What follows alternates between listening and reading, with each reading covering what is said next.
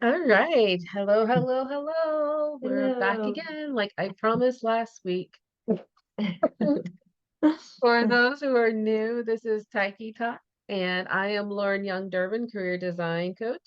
And Tyche Talks are usually every week. A live stream I do on live stream I'm doing on LinkedIn where I invite experts to share their expertise and to answer your questions. So feel free to type in your questions into the chat box and I'll continue to look for them throughout the live stream. And I'm super excited to have our guest today. It's Meagan Bell. She's a Hello. professional She's a professional development coach and a business mentor from Denver, Colorado. She grew up in Nevada and graduated from University of Nevada with two bachelor degrees before becoming a marketing supervisor at Costco. Very excited about that. I don't know why I'm excited about her being a manager at Costco, but anyway, after Costco, she followed her career with Costco around the country for 7 years before deciding to start her own business. He started her entrepreneurial journey around 2020 or November 2020 as a funnel designer and digital marketer and did that for 2 years before moving into the coaching space. She now supports anyone who's looking to boost their confidence and live their most authentic lives, as well as offering business mentorships to fellow entrepreneurs. I can't speak today. Bear with me. I'm still getting over the cold. So join me, welcome Meagan to Tyche Talk. How are you doing, Meagan? I'm doing well, thanks. I so appreciate the invite. It's awesome to be speaking with you again. Yeah, we spoke earlier a couple weeks ago and we just had a grand time. And so we're inviting you guys to join us today.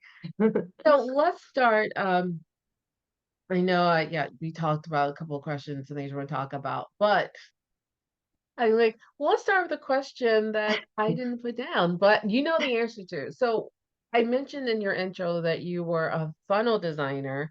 Can you explain to people what that is? Because I'm sure as more people are getting into the online space, they start hearing about sales funnels, and it took me the longest time to figure out what exactly it was. So can you just quickly tell us what a funnel designer is?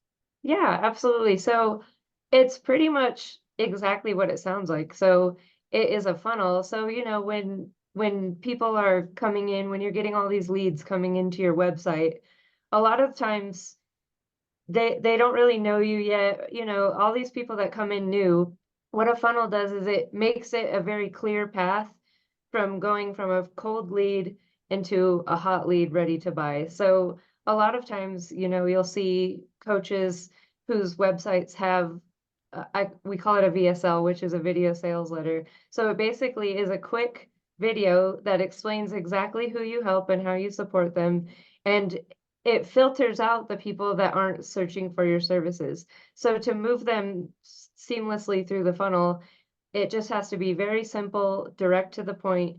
Um, and it, like I said, it funnels out the people that aren't looking for it. So as a coach, and I'm sure you experience this too, sometimes when you're starting out, you get on a lot of calls with people that aren't going to be a perfect fit for you. So the purpose of a funnel is to kind of filter through all that noise and get you on calls with people that are a little bit more ready to buy, if that makes sense.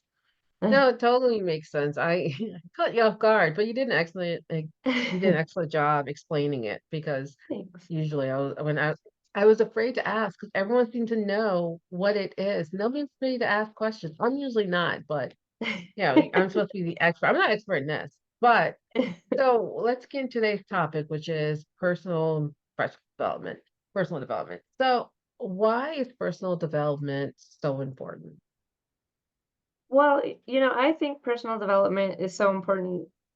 First off, it's important to express that it's a never-ending journey, right? We're constantly working on developing ourselves, but it's just that it encourages continuous learning and growing and evolving. And as you're going through a self-development process, you're kind of becoming self-aware. So you're becoming very aware of the things that are your strengths and the things that you can continue to work on. And that's kind of why it's a continuing process. You know, we never stop learning, we never stop growing, we never stop evolving. So, you know, personal development, it's a way to stay, I hate to use this term, but to stay relevant, really. You know, especially in the competitive world we live in now, it's continuing to just better your life. So that's why it's super important, you know. It's constantly just enriching the life you're already living. Yeah. And it's bigger than I think of professional development as part of it's like there's personal development and professional development is part of that. Oh, absolutely. So Yeah. could you share with our audience a little bit about some of the personal development that you've done or some of your clients have done, and you can Oh, talk yeah. about that a little bit. Sure. Yeah. I mean, until I came into the world of personal development, I never really acknowledged that I was on a personal development journey. But for a long time, it's hard to say this now, but for a long time I was a very pessimistic person.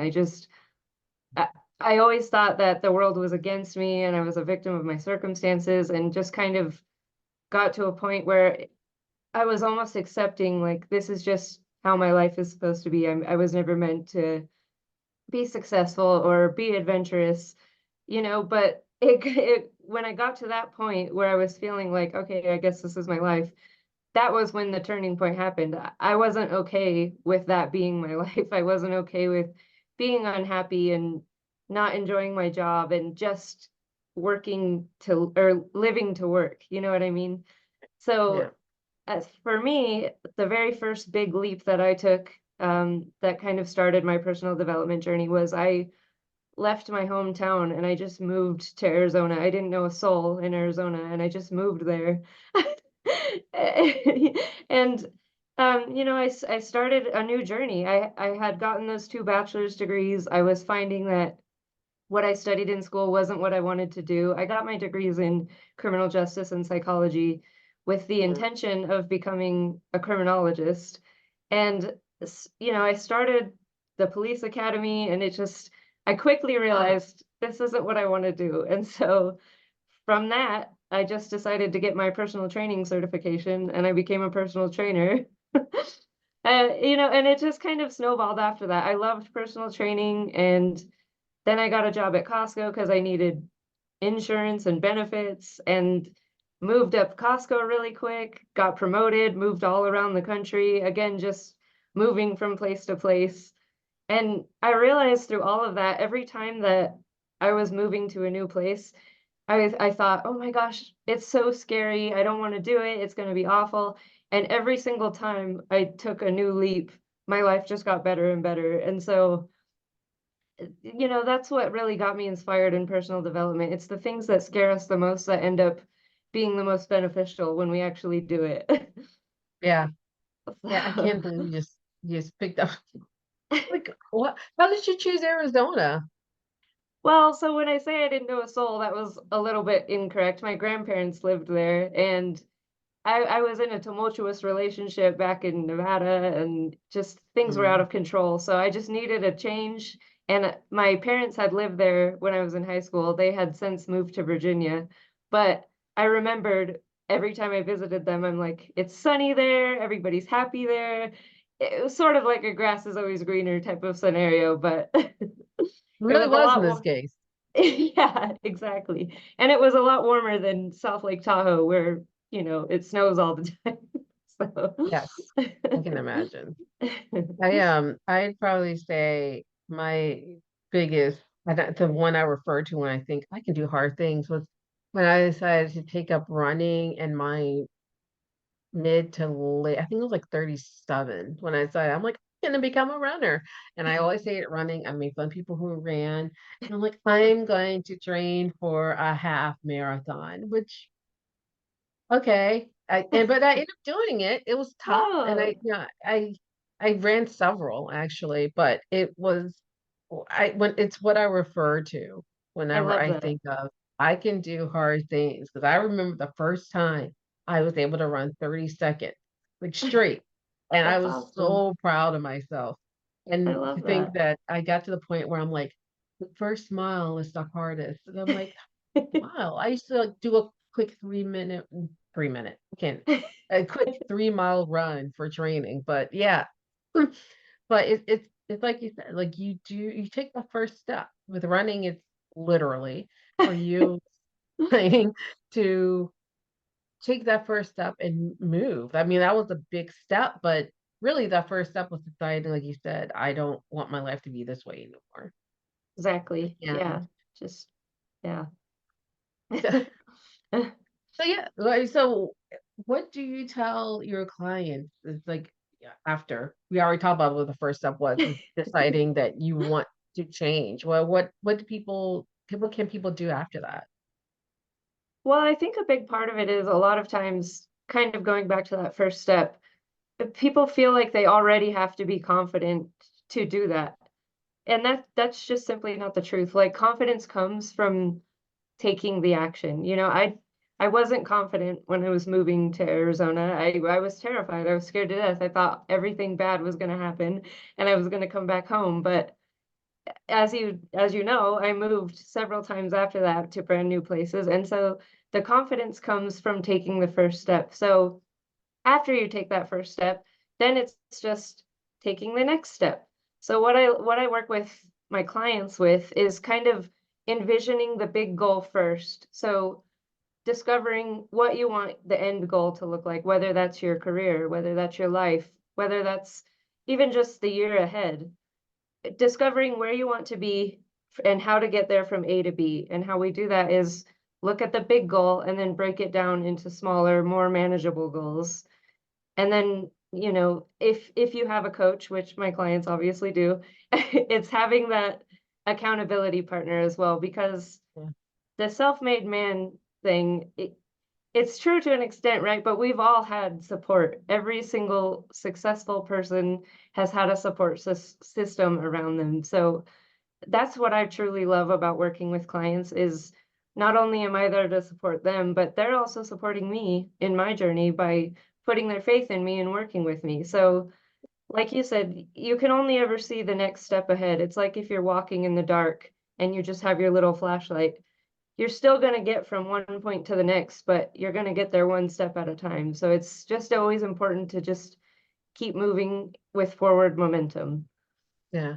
I'm going to take that analogy. I'm like another step.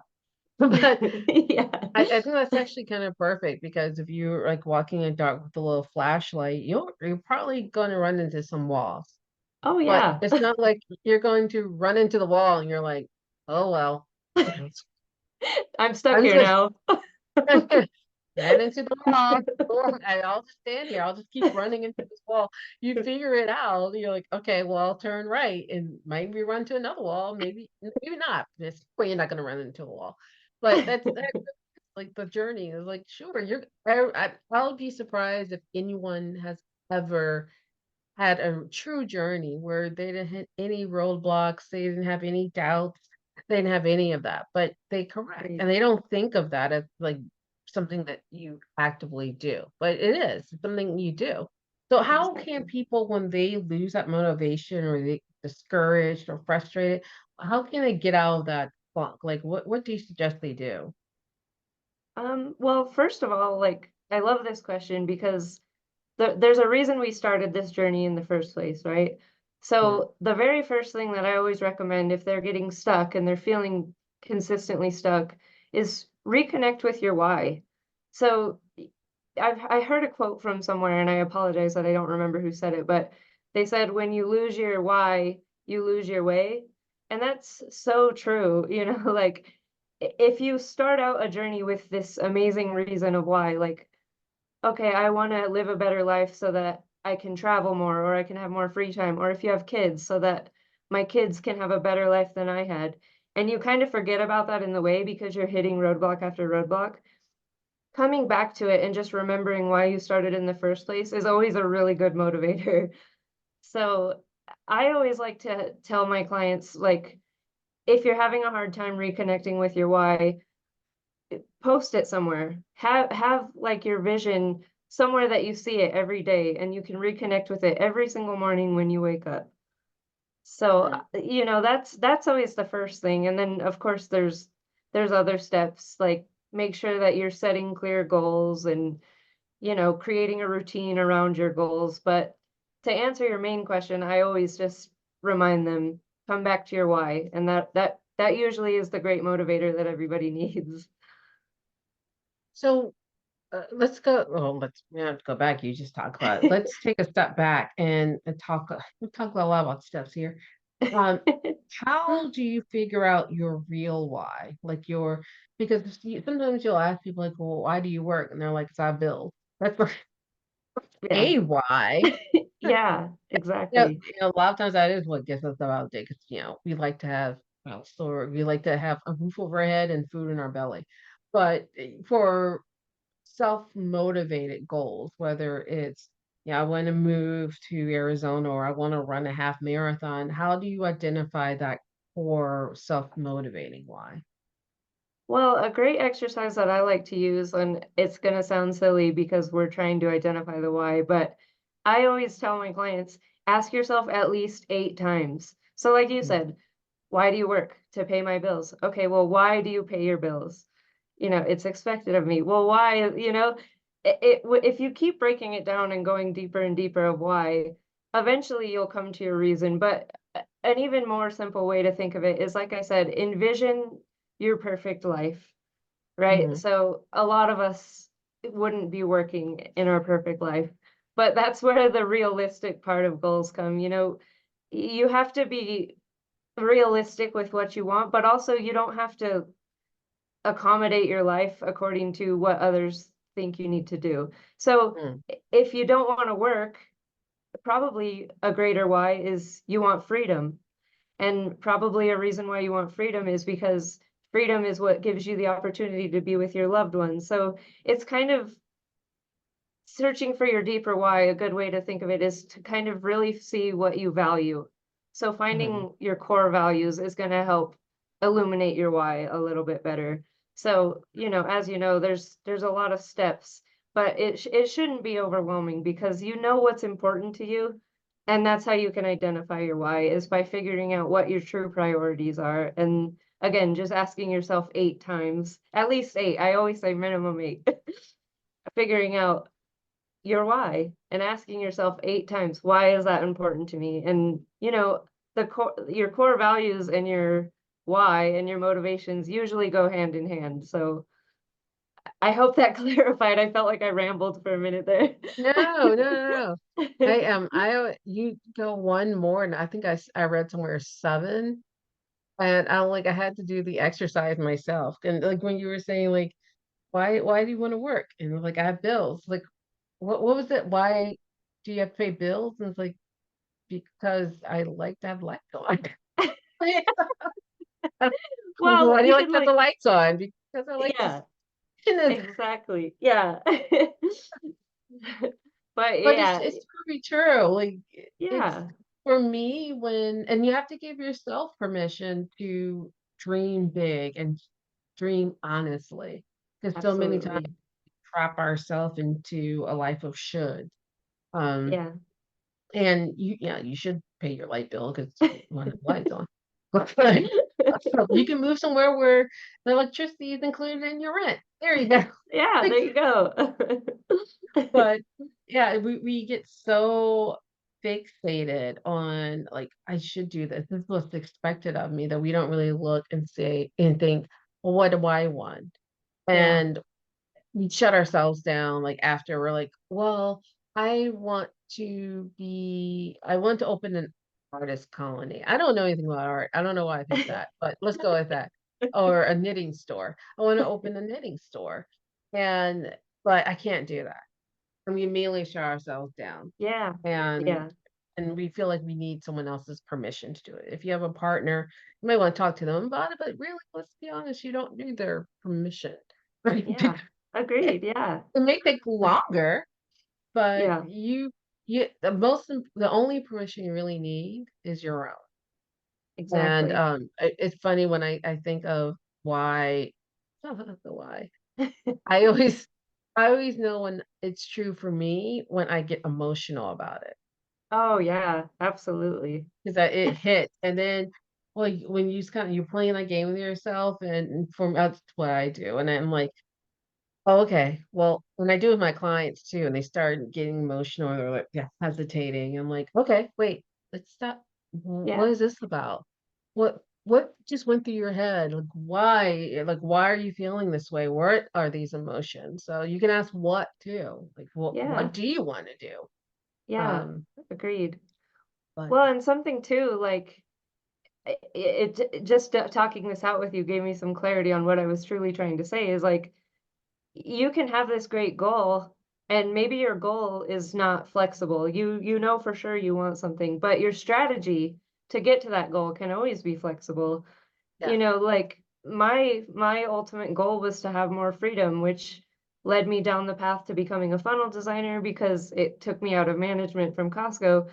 But then, as I was in the funnel design and I was working with coaches every day, I realized, wow, really what I want to do is help people and in a different way than just, seamlessly helping grow their business and scale their business. I enjoyed talking to people and providing insights and just seeing the joy in their face. And so again, my strategy for more freedom adapted into coming into coaching and I kind of identified an even bigger why that I feel like I have more purpose in this life, and I want to be significant in helping others find their purpose. So I'm so glad you mentioned that because again, if you have a huge goal, you don't have to be attached to your strategy to get there. You're going to adapt all the time. And again, that's personal development, Yeah, adapting and evolving.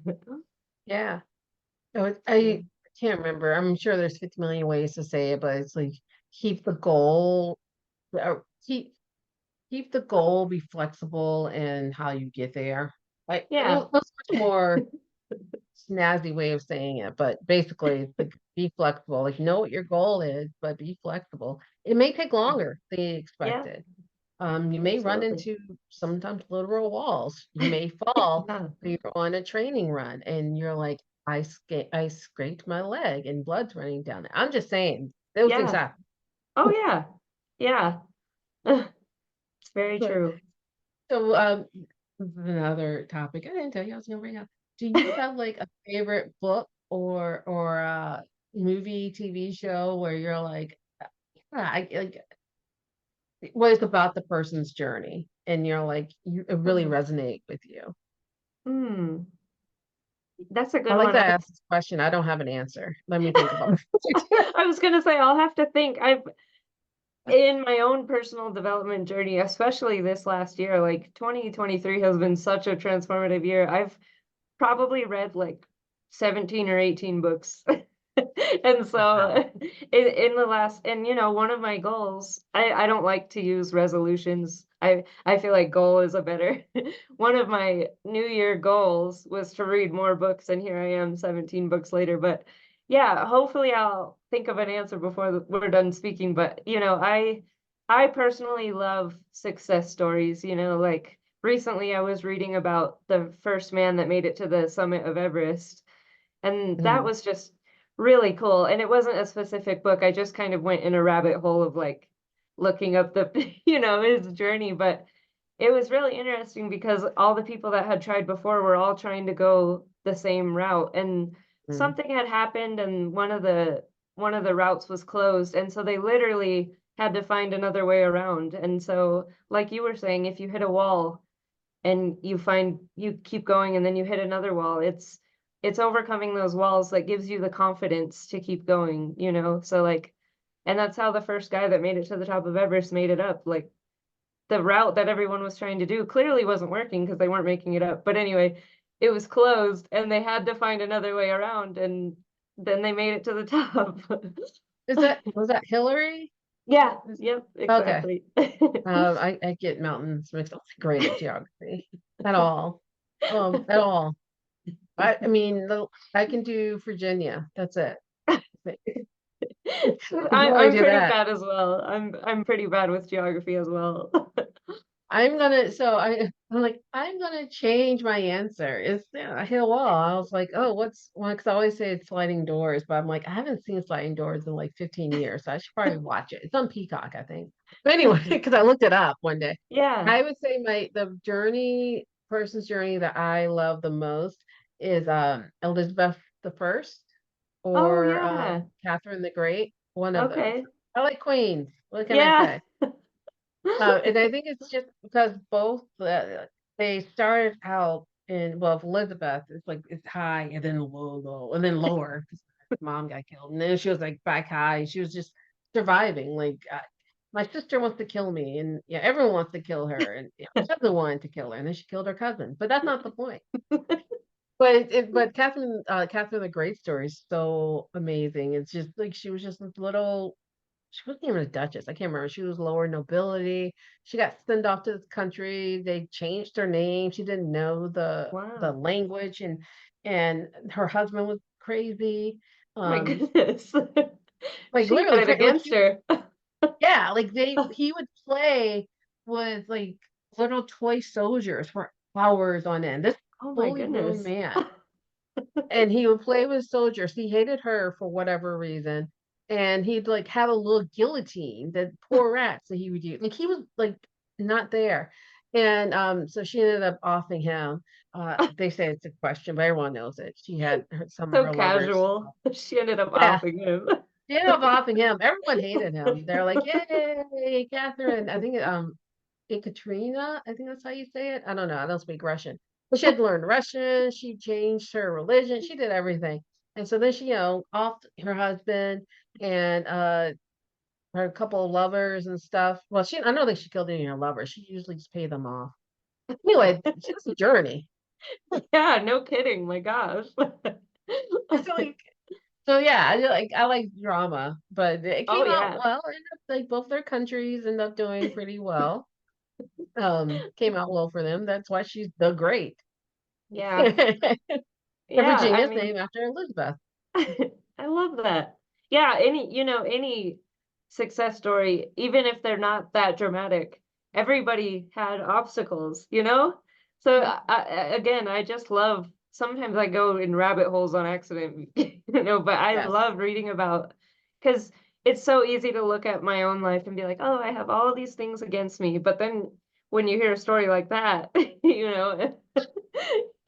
like, okay, it's really not that bad. That's not bad. I'm Not gonna to eat take a it snack from and keep myself. going. Yes, you can always find someone whose journey is worse. But that's me, your journey isn't bad. I would take some time and just, feel a little bad for a little bit and then kind of dust yourself off Yeah, and there you and go. keep going. Yeah, that's exactly Off your right. husband, I guess. You end up on Snap. Or when we listen about your story on one of the mini murder podcasts or Yeah, there documentaries you that I go. watch. One of Yeah. your journeys to be famous. You gotta Yes, adapt your yes, very journey. infamous. I love Yeah. it. So tell people like who you work with and where they can find you. All right. Like I said, I work with really anyone looking to just kind of build their own confidence. It seems like now more than ever with the prevalence of social media that a lot of people just really struggle with confidence. So it's I mostly work with entrepreneurs, because of my backstory, my journey. I just have a lot of insight and experience in that field. But more often now, I'm getting a lot of people that just really need an accountability partner to help develop their confidence. So, and primarily I'm on Instagram. I'm coming over to LinkedIn now. Thank you for your encouragement. So, I'm starting to be active on there, but my handle on everything is at Coach Meagan Bell. So With super an easy. A. Well, yeah, with an A. Two Yeah, A's. I yeah, should count and them. yeah, yeah.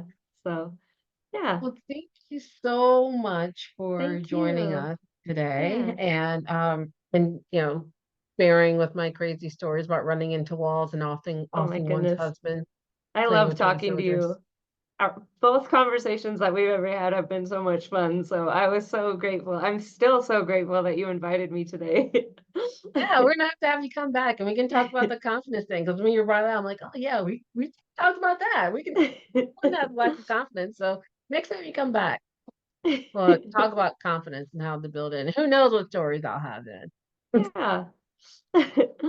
But we're taking the Tyche team. We're taking the last 2 weeks. Was it last 2 weeks? Yes, the last 2 weeks of December off. So Tyche Talks are taking a break, and we'll be back in January, the second week in January, I believe. And Awesome. so we'll see everybody then. If you just need your Tyche Talk fix, we have the videos online. I think they're on YouTube. I might be making that up. I'm pretty sure they're on YouTube. They are. You're on Netflix. You're on Netflix, probably. But you're on LinkedIn. So you can look at past Tyche Talks. We've been doing them all year. And I hope to see you guys next year. Bye. Oh, and Happy New Year. I guess that's what I should say. Happy New Year, everybody. Bye.